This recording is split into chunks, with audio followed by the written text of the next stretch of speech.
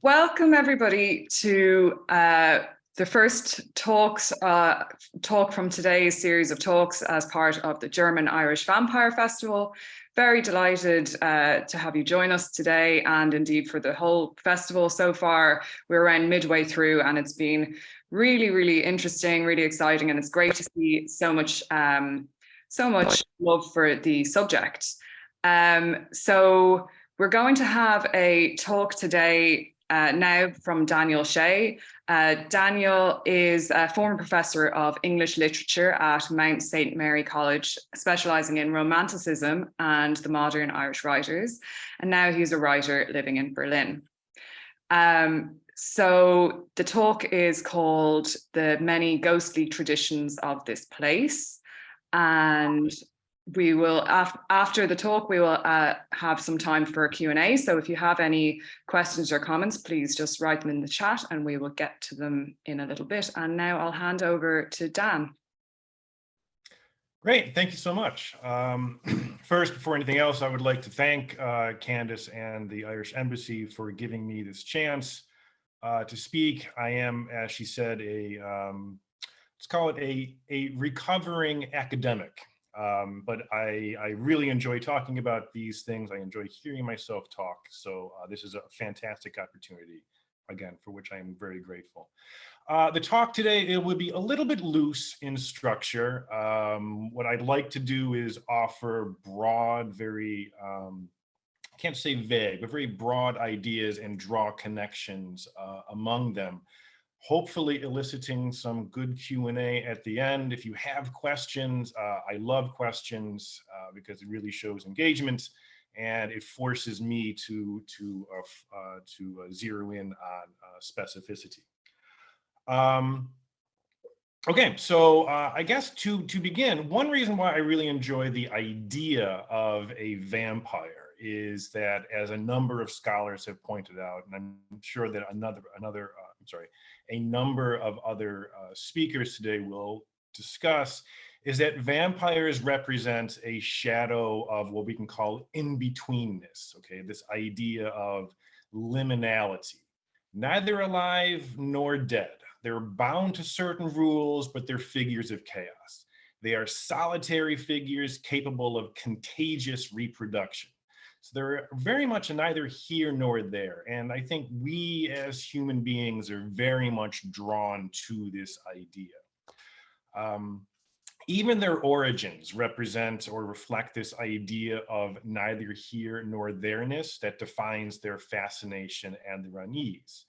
Romania or Transylvania, for example, these are lands that exist between the civilized, and you'll forgive these terms, of course, the civilized, enlightened West and the exotic, mysterious East, the lands of reason and the lands of fantasy. As a literary figure here, and this is what I'm mostly interested in today, the vampire, and Dracula most specifically, comes from somewhere a little bit closer, okay, both in time and space.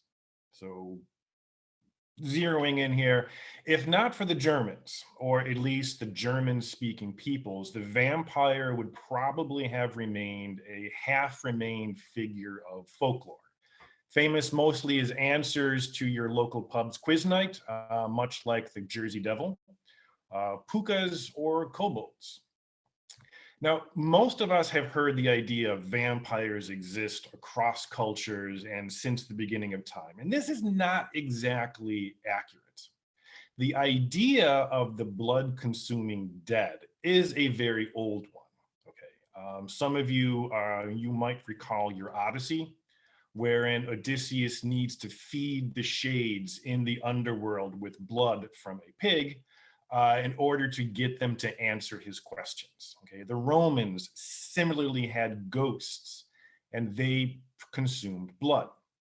Okay, so this idea of the blood, again, to repeat myself, the idea of the blood consuming dead is actually very, very constant. The vampire, however, first appears in German-speaking military reports after the Austrian takeover of areas in what is today Serbia and Hungary. So the earliest recorded we have comes from 1725, when a medical officer by the name of Frombald reported that his Serbian soldiers, so soldiers underneath his control, had dug up a body, staked it, and then burned it, because the local villagers had reported witnessing this dead man entering their room at night, lying on top of them, and then throttling them until they were almost dead. Now, the word that the Serbians had for this figure was vampiri. Now, a certain number of things that can be noted here. Okay, first of all is this idea of the dead rising from the grave. Okay, this is one of those constants. Also, we notice what's not there. Okay, the idea of drinking the blood. Instead, we have throttling. I'm sure a number of you are coming up with ideas of okay, this sounds a little like night terrors, sleep paralysis. You know, all this is altogether possible. But what we're interested here is the folkloric beginnings. Now, Frobold's language is actually quite interesting here. His language in this instance, when he was referring to what was happening, was detached, almost scientific, but, and this is the important part, not dismissive. So rather than depict the Serbs' belief in a dead body that rose to prey upon the living as, I don't know, the ravings of a superstitious backwards people, he chose to describe, and kind of interesting here is the confluence of languages here, in German and medical language. So he described in these two terms what he was seeing. And in this case, he was representing what is perhaps the best of the age of enlightenment, the age of reason. Okay, Frombald was following in the best example of people like, just throwing a name out here, Isaac Newton, who had shown how the universe could be rendered intelligible through reason, measurements, mathematics. Okay, now it may be tempting to think of the Enlightenment as an age where it was dismissive of superstition, okay, much as we kind of view reason today. But we know, those of you who are, and I'm just using Newton as a touchstone here, you might be aware of how much he himself, as perhaps the greatest example, at least in the English-speaking world, of the age of reason, how much he was involved in the search for the philosopher's stone and the idea of prophecy. What the age of reason was, what the age of the Enlightenment was an imposition of reason on the world around us.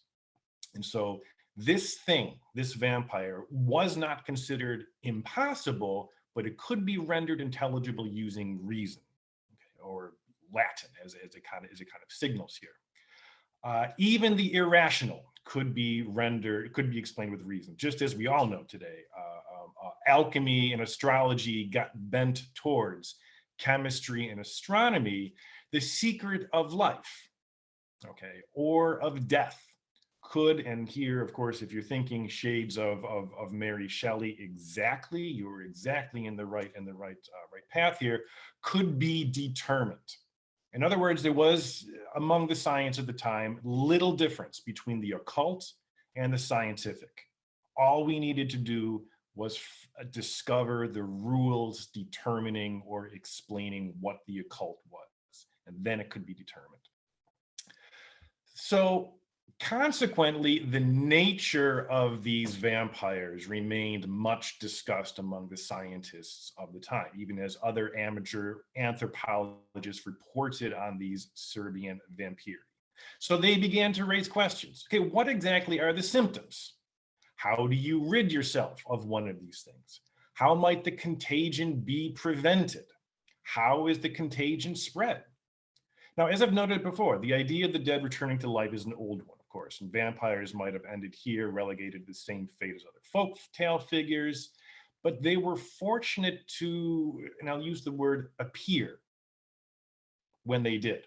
Because here, instead of inherited older stories, uncovered via older texts, Greco-Roman, for example, they had something that was appearing right in front of them. Dead bodies and we're all familiar with what we can call it a pathology. dead bodies that appeared to be full of blood. They appeared to be fresh. They made sounds when you staked them. They uttered cries. Their hair and their fingernails appeared to grow. We could see these. We could measure these. And so the Irish vampire, I'm sorry, the vampire was a measurable, viewable problem that could be solved. So Frumbald himself presented an opportunity to create a pathology of a contemporary measurable phenomenon, even as a new literary and artistic movement was beginning. Now, I talked a little bit about the Enlightenment. It sought to codify the universe. Newton rendered the universe around us intelligible. Everything revolved around mathematics, but there were consequences to this. It was starting to create counter movements in politics and in arts. So for example, in defining concepts between the relationship between the individual and the state, the Age of Reason set the stage for the Age of Revolution, as demands for political rights and freedom, particularly in the Americas and France to begin with, redefined what political authority was. And this was echoed by revolutions in sciences and the arts. Freedom to apply reason to the natural world challenged biblical authority on the nature of the physical world. And we developed an awareness that the universe was vastly large and the earth was vastly old. Figures like Wordsworth and Blake, Beethoven and Goethe drew our focus toward a literature of the individual, praising emotion, imagination, and individual singular identity as the spirit of the age. The revolutions, both American and French, inspired artists who saw the freedom promised in the struggle against the tyrannies of absolutism, of inhuman reason, and significantly, of imperial culture. Hence, the Age of Revolution also inspired movements of nationalism, not only the political liberation of the America's 13 colonies or France's overthrow of a monarchy. Instead, these strident emotions and interest in political rights prompted some disquieting questions. What does it mean to be German? What does it mean to be Serbian? What does it mean to be Hungarian? Now, people could see that the English, the Austrian, and the French were nations. So why weren't they a nation? Why aren't the Germans a nation? Our nation, our language, they noted, had their own traditions. They had their own stories. And so to answer this kind of a challenge, which was, again, accelerated and fueled by this idea of overwhelming emotion championed by these revolutions in the arts and the sciences, the scholars and artists turned their attention to those what we can call markers that signified a people, and then folklore specifically as one of these markers or a signifier of the authentic folk or people.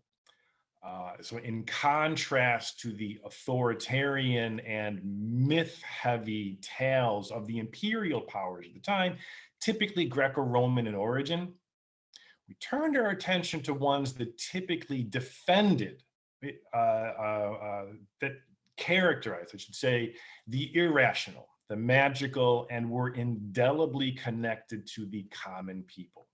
Perhaps the most famous example of these is Jakob and Wilhelm Grimm's children's and household tales. These were authentically German. These came from the people. And so stories like this, folklore, even the name itself suggests this, underline this idea of this is what makes us who we are in opposition to the imperial powers of the time. Again, the English, the French, the Austrian, so these tales of the irrational spoke back to the official and proper tales of the great powers.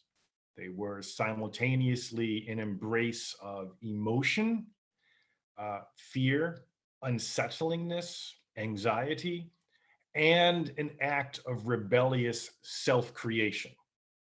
So consciously creating ourselves as a people, as a nation in opposition to others. An exciting wellspring of symbols, images, tropes, and emotional resonance.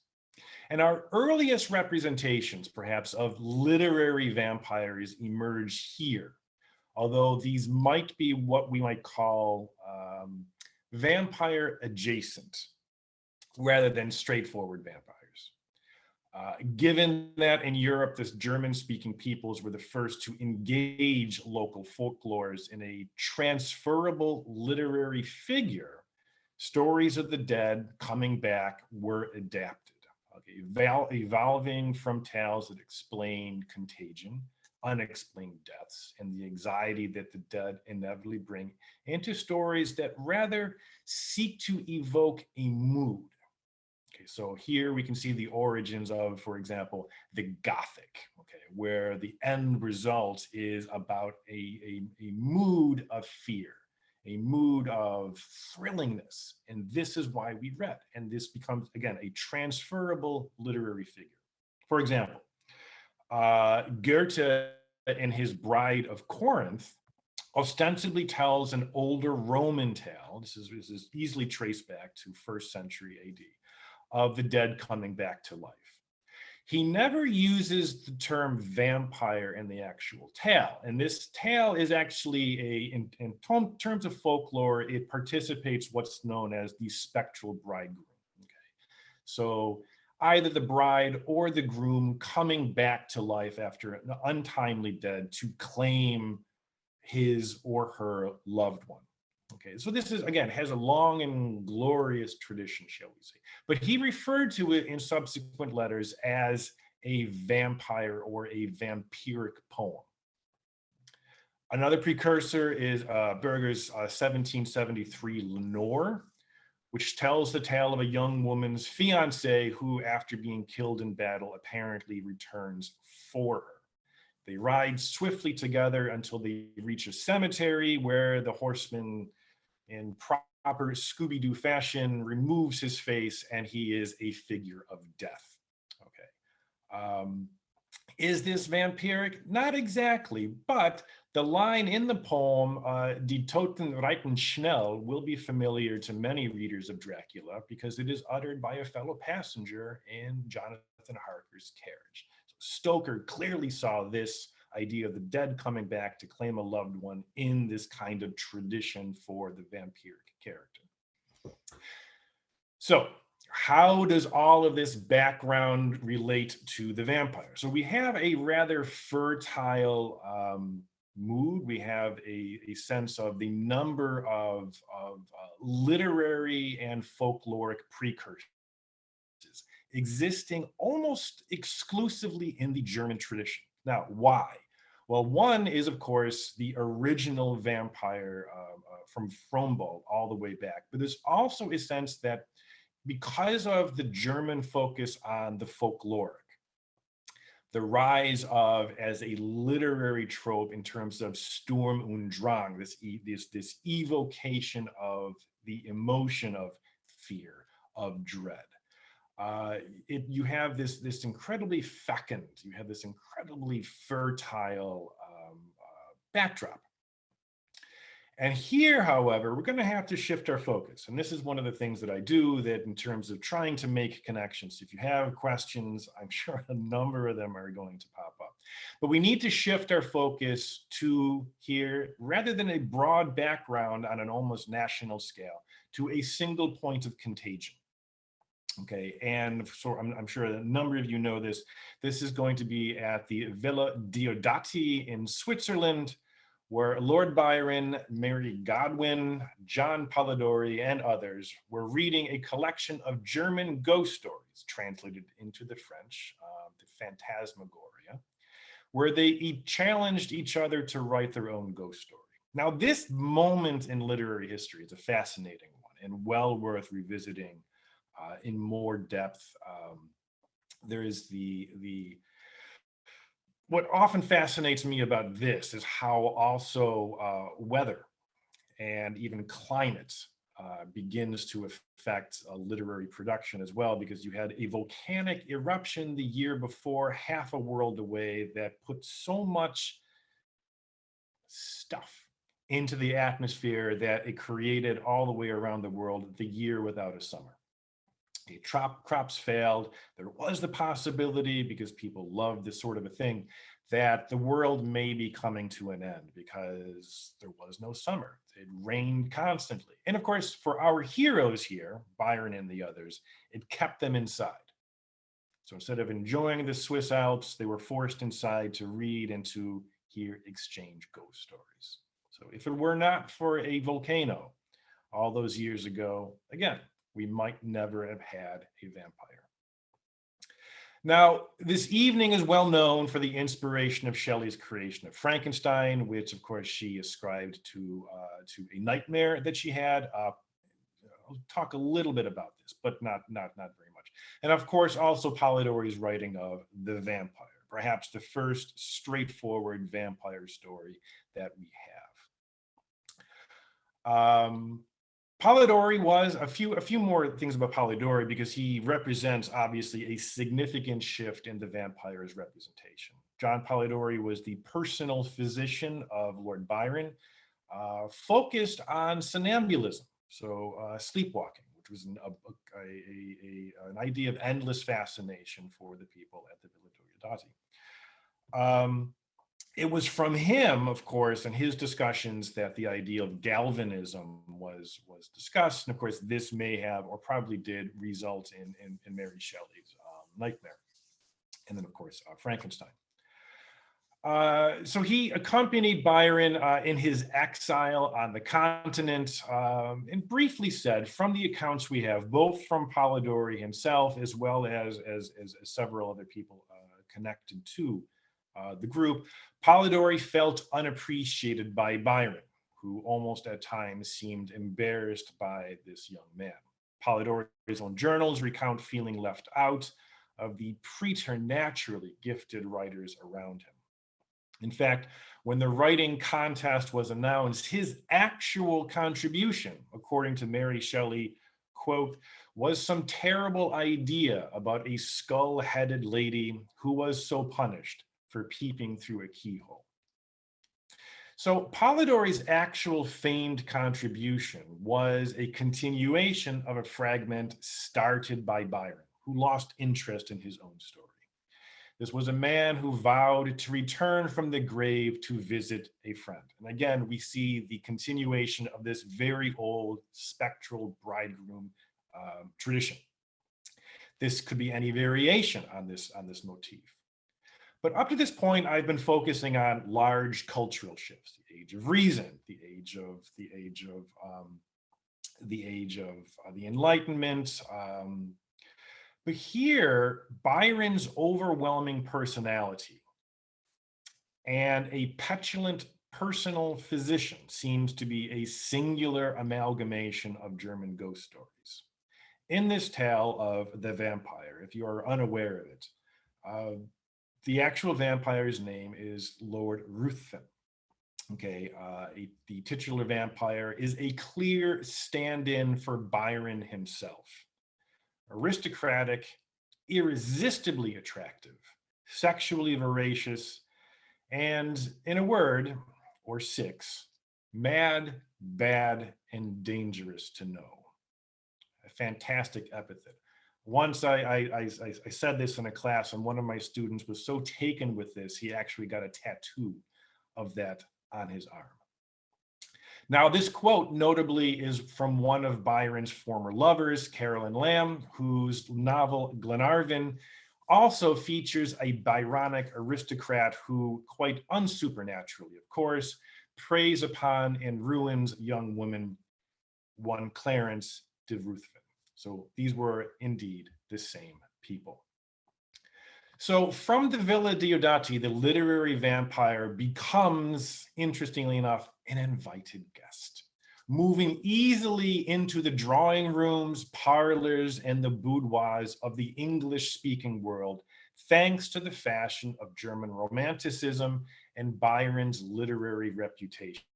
In fact, To much of both men's consternation, the public long believed that Byron had written The Vampire. Goethe, in fact, is reported to have praised the piece when he wrote it, when he read it, as the finest thing Byron had ever written. So you can imagine Byron's consternation when he saw that.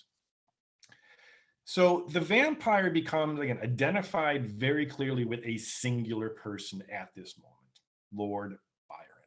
Before, the vampire had been a revenant, any number of either things that just simply emerge from the grave, ghosts, but here it becomes singularly and indelibly connected to what we recognize today, an aristocrat.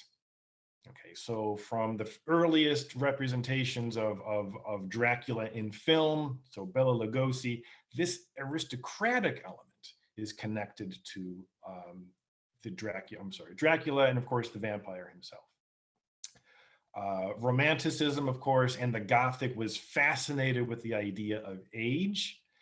And a moment here, of course, is that we need to keep as well, and that in this age of revolution, in the Romantic age, concurrent with this, of course, with this idea of revolution, this idea of progression, the old world being left behind, a nascent sense of the Industrial Revolution, when society was becoming increasingly mechanized. Now, this isn't quite happening when we're talking about, but of course, we need to keep in mind that Stoker, when he puts perhaps the final stamp on the vampire, is very much at this time. So the old world, aristocrats, lineage, age, crumbling houses and castles were very much in vogue because it evoked a time long past. And so the next step that we have, again, if I'm jumping too quickly, happy to answer questions during the Q&A. We have a Sheridan Le Fanu's Carmilla next in our line. Now here, of course, it continues the strong German influence, also representing the predatory Carmilla as aristocratic. Again, far from the original Serbian corpse that rises to throttle its victims. Set in Styria, a province in Austria, the tale is a strong echo of Coleridge's Christabel. A young lady is befriended and falls under the spell of a stranger. Now, unlike Coleridge's finished tale, we have a very clear ending here. Now, I will not touch on the queer themes in the tale, the relationship between the main character, very clear lesbian overtones, as my colleagues today shall undoubtedly do far more justice to this than I shall. However, what is notable is the continual evolution of the vampiric figure. Sheridan keeps the aristocrat of Polidori, charged with Byron's transgressive allure. Keeping with the Romantic tradition, Laura, the main character, is a stranger in a strange land, a young English girl in the midst of a sea of foreigners. The vampire here is very Germanic, and in many ways returns to the roots of the vampire tradition. Austria, she is the Countess Karnstein. Now, interestingly, Sheridan's tale harkens back to the scientific eye first cast on the vampiric phenomena. And here I'm going to quote at some length, however. Bear with me. It's wonderfully written, of course. The grave of the Countess Mircalla. Carmilla and Mircalla are the same person, just simply a slight anagram for those of you who may not be familiar with the tale. And the general and my father recognized each his perfidious and beautiful guest in the face now disclosed to view. The features through 150 years had passed since her funeral were tinted with the warmth of life. Her eyes were open, no cadaverous smell exhaled from the coffin. The two medical men, and here's perhaps what we can identify as the specifically German perspective on this. The two medical men, one officially present, the other on the part of the promoter of the inquiry, attested the marvelous fact that there was a faint but appreciable respiration and a corresponding action of the heart. The limbs were perfectly flexible, the flesh elastic, the leaden coffin floated with blood, in which to a depth of 7 inches the body laid immersed. Here then were all the admitted signs and proofs of vampirism. The body thereof, in accordance with the ancient practice, was raised, and a sharp stake driven through the heart of the vampire, who uttered a piercing shriek at the moment, in all respects such as might escape from a living person in the last agony. Then the head was struck off, and a torrent of blood flowed from the severed neck. The body and head was placed next on a pile of wood and reduced to ashes, which were thrown upon the river and borne away, and that territory has never since been plagued by the visits of a vampire. My father has a copy of the report of the Imperial Commission with the signatures of all who were present at these proceedings attached in verification of the statement. It is from this official paper that I have summarized my account of this last shocking scene. So you have here not only a German sense of Sturm und Drang, the romantic sensibility of emotion and fear, but also, if I may, the German insistence upon having everything verified, possibly in triplicate. And here Sheridan engages several vampiric traditions. First, he borrows Polidori's sense of the vampire's aristocracy.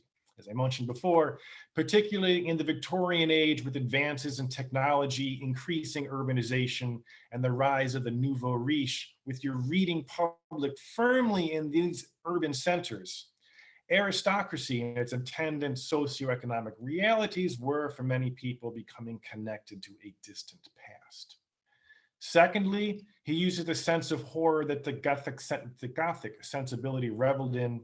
Yet we also see the reliance on, if I may characterize it as so, the German eye for diagnosis and correctness that we saw in Frombald's original documentation. This connection between the German and the vampire is strengthened by the presence of Baron Vordenberg, a precursor to Van Helsing, a polymath expert on vampires who, quote, had a voluminous digest of all the judicial cases from which he had extracted a system of principles that appeared to govern, some always and others only occasionally, the condition of the vampire. Thus, when Stoker begins to write Dracula, he was already working within a steady literary and folkloric tradition. Dracula shows its Germanic romantic roots clearly, albeit with a slight and possibly almost imperceptible Irish twist. The connection between Germany and dark romanticism would have been quite clear to Stoker's readers, most evident in Van Helsing's odd combination of scientist and scholar of superstitions. Stoker's expert on vampires was, in actually the author's original notes, a German. Indeed, even though he is now from Amsterdam, his brief lapses out of English are German. A few Gott im Himmel and Mein Gott sprinkled here and there to remind the audience of his foreignness and, more importantly, his Germanness. Possibly, as a few scholars have noted, Germany was now no longer a divided series of small states, but a unified and strong competitor to the British Empire.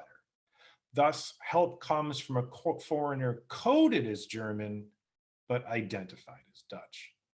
Moreover, the same thread of romantic nationalism that we saw in Germany, wherein folktales served as a kind of political and artistic resistance to the domination of Napoleonic France, emerged in Ireland through the Celtic Revival, where ancient stories served as a counterpoint to the rationality of the British Victorian Empire.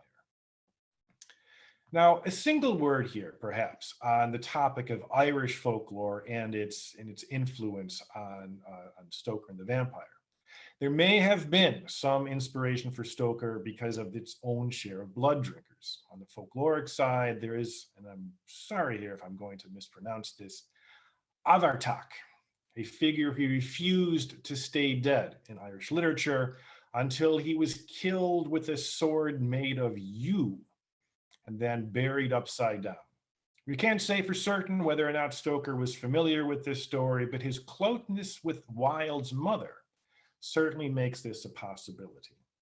And just to throw this in there, Jonathan Swift's modest proposal obviously provides a blueprint for the idea of a foreign power literally devouring a people. And this is where it gets kind of interesting, and speculation, which of course is wonderful, can abound. Can a connection be made between the Count, with his long, proud lineage and desire to fit into good London society, and Stoker, an Irishman who also desired to fit within good London society? I don't mean to suggest that Dracula is, of course, a self-portrait. I don't. But rather continuing with our theme of the vampire emerging as an image, a trope from the intersection between dominant and subjugated cultures, Stoker's perspective is an outsider. Politically, he was a proponent, after all, of home rule.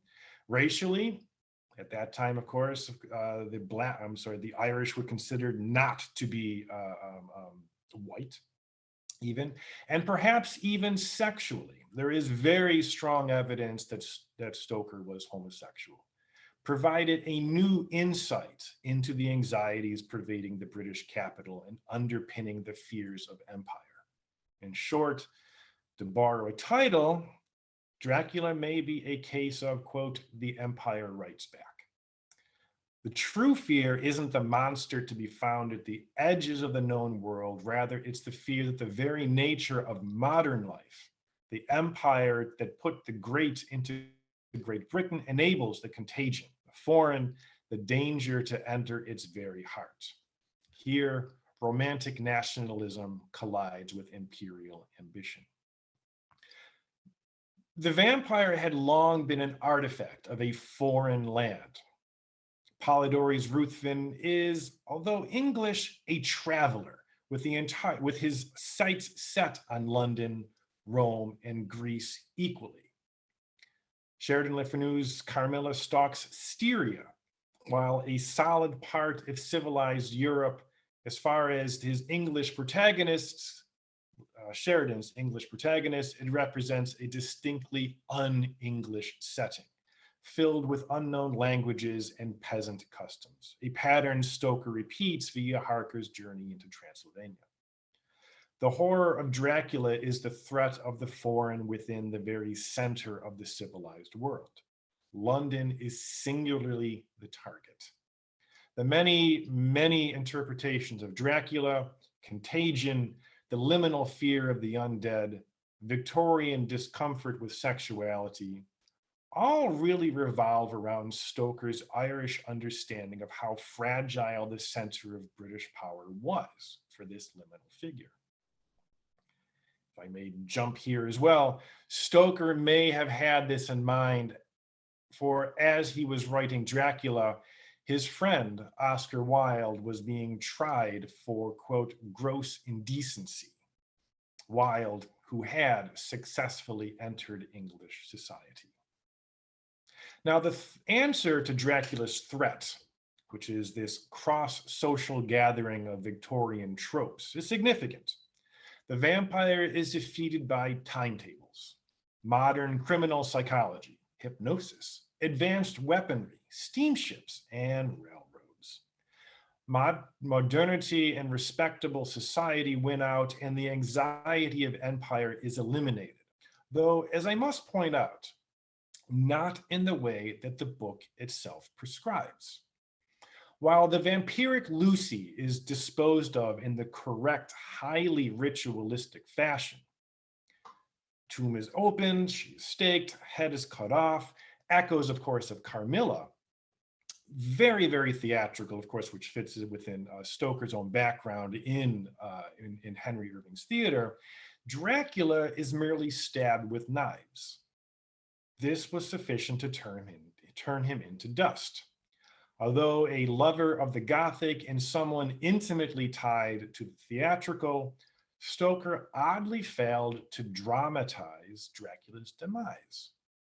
Certainly, the chase through the mountains is thrilling, but it's also strangely anticlimactic, almost as if the destruction of the foreigner by representatives of the British Empire isn't exactly the triumph of decency that it's meant to be. There is nothing inherent or essential to society's triumph. This is not good defeating evil, or even the folkloric fairy tale triumph of pluck, luck, and courage over a superior foe. This is an outsider casting a cold eye upon the power of the British Empire and finding it potent, yet strangely lacking at the same time. The allure of Dracula, as I wrap up here, can be found lurking in many corners of his castle. I've already spoken a little bit about the idea of folklore's role in speaking back to the power of empire, as well as the power of the liminal figure to a rational mindset. Things that don't make sense make us afraid. In addition to the usual reasons why this particular folkloric monster remains very much with us, I would like to add a particularly German quality: the integral connection between the vampire and its rules. Perhaps no other monster comes with such a detailed instruction manual regarding what is verboten. No reflections, allergies, including garlic, crucifixes, and daylight. Sleeping in coffins, must be invited to enter. The list continues. Now, while some of these may appear intermittently, most of you are familiar with the idea that Stoker, for instance, has the Count walking about freely during the day. Yes, his powers are greatly reduced, but sunlight does not cause them to burst into flames as subsequent iterations do. The limits that German academe brought to folklore provided an imaginative framework through which this particular moment of irrationality could be engaged. Unlike the one-off philosophical conundrum of Frankenstein's creature or other figures defined by a singular trait, ghost or werewolf, the vampire exists, if I could call it this, as a Freud-adjacent fiend, an anxiety defined by its rules. That's all I have. Thank you for listening. Thank you so much, Dan. That was very, very interesting. We're going to open up to the Q&A for discussion. If anyone has any questions, please write them in the box there. I just have one point to make there, comment or question or something to start the discussion.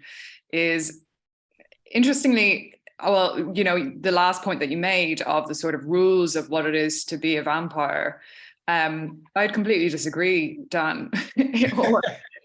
I think that, you know, one thing that I've noticed through the process of the festival is how the vampire can be so many different things and constantly break the expectations. So maybe, you know, I don't completely disagree. I think that there are sort of like structures and expectations sort of formed about the vampire. And then what's great is that you can constantly break these expectations in all these different iterations that keep the vampire endlessly youthful and modern. Yes. No, I agree. This is why in the Carmilla, when the Baron has his rules, if I could go back to this part when I had written this down.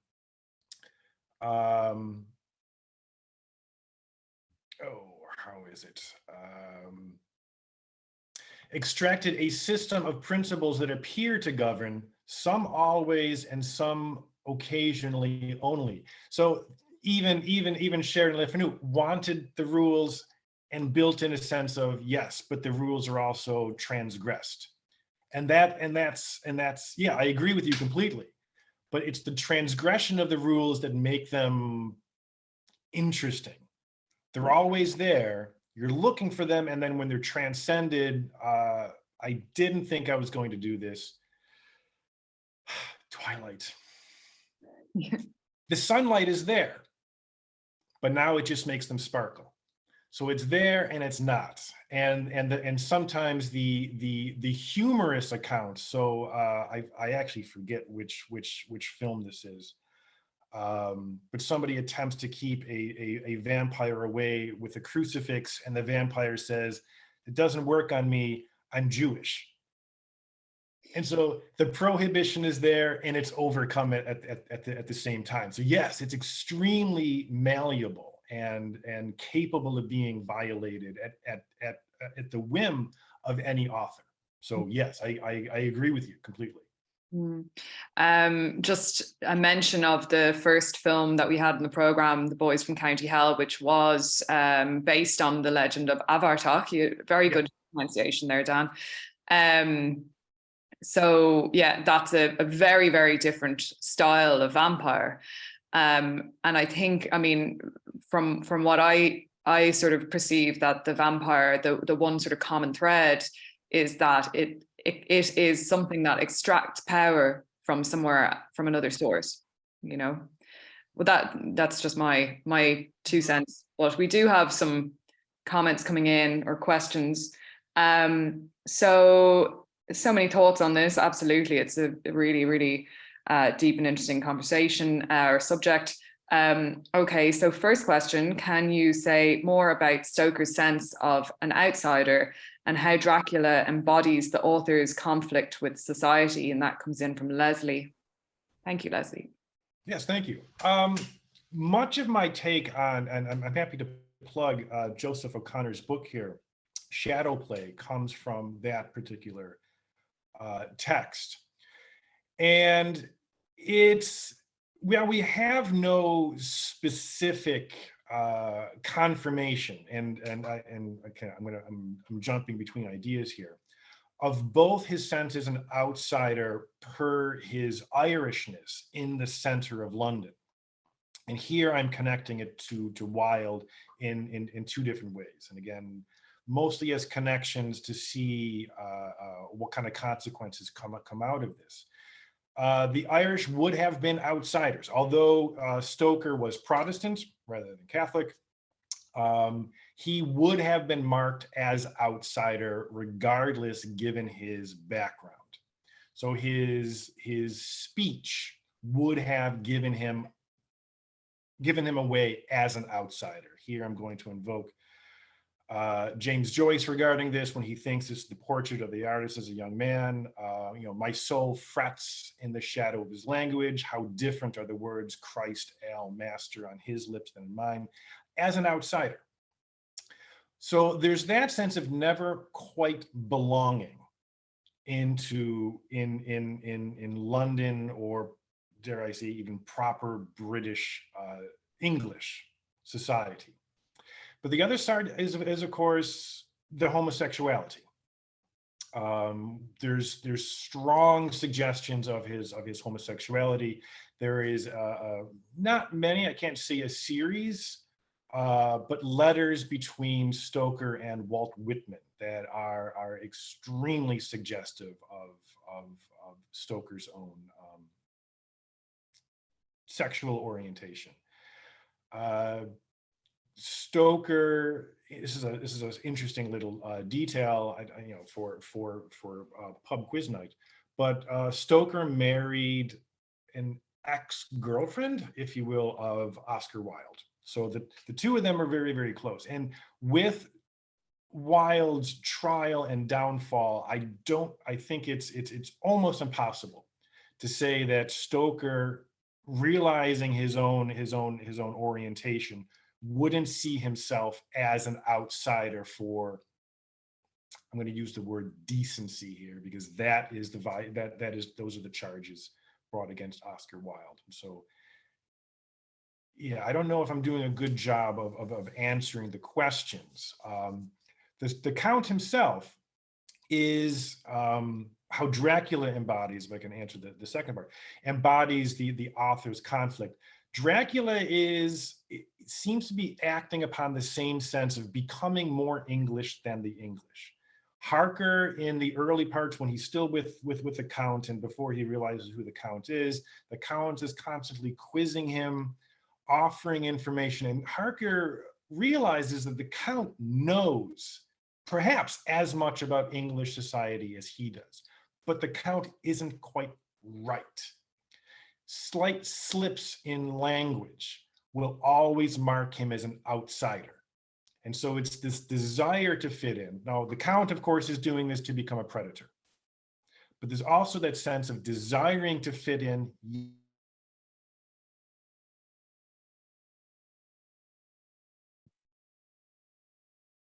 Sorry, Dan, we lost you there for a second.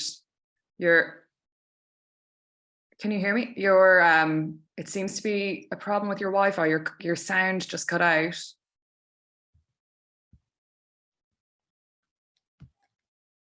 Zoom just told me my, Okay.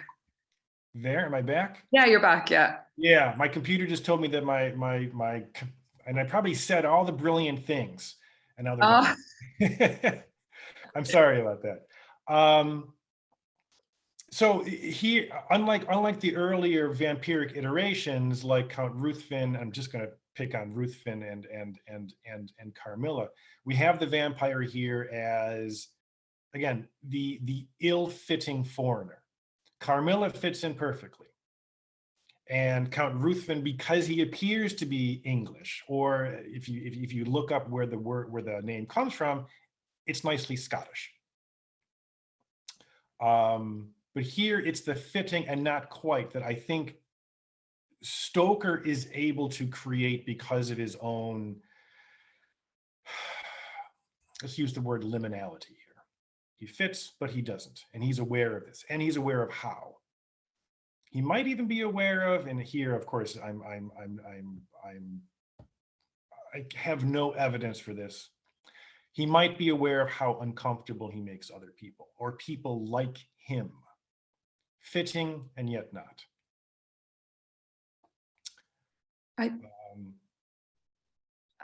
I think just on that point, there's something, and this was sort of, I mentioned this as well in the Culture Salon. So for those who have been to both, apologies for repeating myself, but the sort of like the success of the vampire in so many different cultures, I think it has something to do with it sort of, being an attractive villain or hero, is like there's some amount, not, it's obviously the vampire is most usually the villain in the story, but there's some, we empathize with this character as well.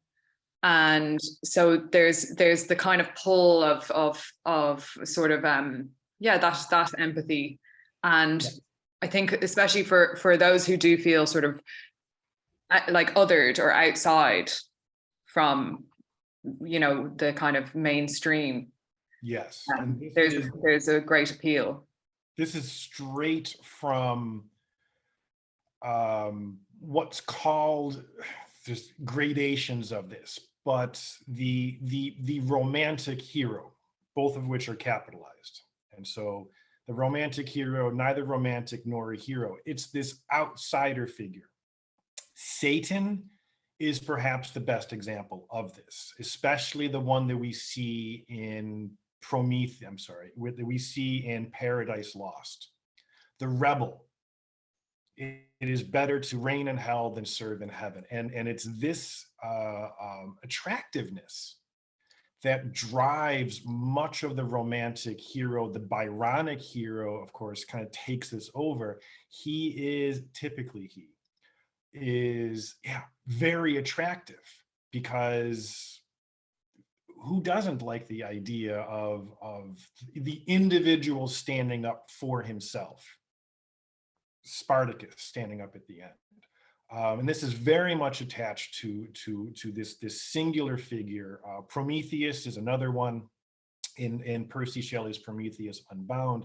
The individual standing up against the overwhelming power of society. But the attractiveness, that's absolutely Byron.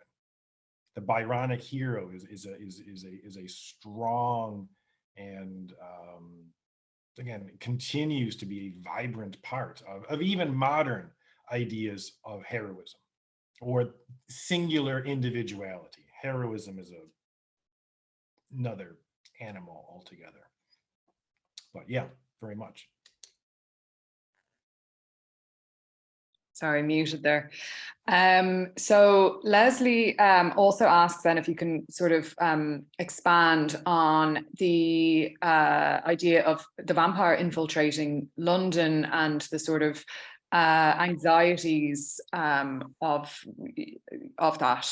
Yeah, absolutely. I use the idea of borrowing that book title, The Empire Writes Back. But what we're really talking about here is what's often referred to as the anxiety of empire. So when the outward edges of the empire reach a certain point, so in this case, Transylvania, for example, this demarcation between East and West, English customs and foreign customs. It doesn't matter what kind of customs they are. As far as Stoker's concerned, they're foreign, and that's quite enough. But the fear comes from the very nature of what makes, as I think I phrased it, what makes Britain great is free trade, at least within the empire, the goods and free flow to a certain extent of peoples back and forth. You're letting in possible contagion, which again at the time was a very real threat. I mean, we just kind of lived through it not that long ago with the idea of diseases coming in through ignoring national boundaries. But what's really frightening is not so much the outsiders infiltrating with their strange customs, but the idea of identity. What makes us British? It used to be easy. We're all white. We all pretty much follow the same rules and customs. But now there's people coming in with the same claim of Britishness, who are clearly different, clearly of different customs. So how do you reconcile this? Even as, this is an incredibly broad and vague term, things change. Modernity, as I said, sweeping away the vestiges of the old aristocracy, being replaced with industrialized capitalism. Land ownership no longer really mattered, but there were people around you that had the same claims to identity. This is very much a part of the English fear of foreign lands and cultures. It's fine when they're far away. It's fine when they're even next door to you, but they're, what's a good word for this? Exhibitions. But when they are part of your everyday experience, and again, I may be saying this too much, with the same claims of, the same legal claims, the same identity claims, the same political claims, this creates a sense of anxiety. And not to draw too close a parallel with anything happening today, you see it now when peoples of different nationalities, backgrounds rise to certain positions in political structures, it causes a pushback among certain segments of a society. This is the anxiety here. So it's while the contagion part, absolutely, the foreignness coming in, I've always ascribed it to this idea of one's nationalist identity suddenly being threatened by the political realities of the day. I'm not sure if I'm answering the question correctly, but I think I'm approximating it. I feel like I should just add a side note that when Dan is speaking in present tense there, it's actually in the past and related to Stoker and Dracula. Yeah, sorry. Yeah, at that time. Eternal present as we talk about it in literature. Yeah. Okay. Thank you, Dan.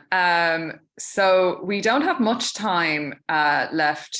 But there's one more comment or question from Leslie. Vampires were a way to assuage this anxiety. Oh, that's a both and, yes, no, either or kind of a answer. It's a symbol. So it's a way to, if I can jump all the way back to its folkloric beginnings, in the Märchen tradition, the fairy tale tradition, where as opposed to myths, which were about explaining how the universe works, where do we come from, what is our place, where do we go? Fairy tales tended to kind of do the opposite, raising questions about what is the nature of, I don't know, political power. It's for example, Puss in Boots, which is one of my favorites, where it's just a change of clothes that enables the young boy, the youngest of the three, to marry the princess and become, which kind of raises the question, okay, who then gets to be king? It's just a question of fine clothes. And so this is what a lot of folklore is about. It's about putting into words, into a story form, what anxiety is, what the anxiety happens to be, and then making it, because you've realized it, you've made a story about it, you can overcome it with, again, luck, good character. And so this becomes, yeah, if you want to use the word assuaging there, yes, it doesn't make the anxiety necessarily go away, but you've put a name to it. You've put an identity to it. And this helps us deal with it in that sense. So yes, I will say yes, a way to assuage this anxiety. Long way around, but yes. Well, Dan, it's been really, really interesting to hear your ideas and the background. Great overview of so many various characters, vampires, and throughout the thread of, well, the history of vampires. I mean, it's there's so much there. So we are going to wrap it up now. We have the next talk. I saw that Dieter Daniels joined us for a while. He will be delivering the next talk. He is critical theorist professor from HGB Leipzig, and he's going to deliver a talk on media undead. So I hope those here will join us for that. And then later on, we have another talk from Madeleine Potter, who will deliver a talk on Carmilla and the roots of that story from the Banshee, the Irish folklore. So thank you again, Daniel, and thank you everybody for coming and participating in the Q&A. And we hope that you'll join us for other elements of the German-Irish Vampire Festival. And yeah, hope to see you all again. Thank you. Thank you very much for the opportunity again. Take care.